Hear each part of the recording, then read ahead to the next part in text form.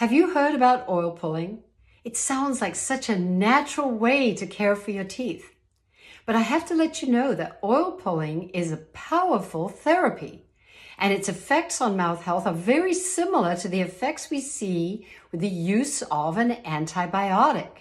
Now, oil pulling was an Ayurvedic method of cleaning the mouth back 2,000 years ago.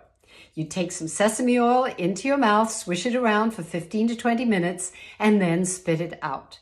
Back in 2008, a naturopathic doctor and the president of the Coconut Research Center wrote a book called Coconut Oil Pulling.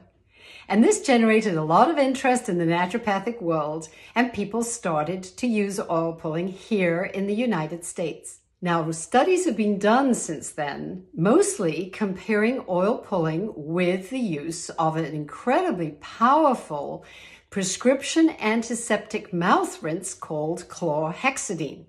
Now, I have to tell you, in my entire dental career, I have never once prescribed Chlorhexidine because it wipes out not only the bad bacteria in your mouth, but also the good ones. And we need good bacteria in our mouths if we want our mouths to be healthy and protected. And they're also valuable for our cardiovascular health and our breathing. So extermination of all the bacteria in your mouth is not what you should be looking for. And we did a test on a lady who had been oil pulling for 6 months and found exactly that. She had no bacteria in her saliva. So although her mouth was clean, her mouth was not necessarily healthy.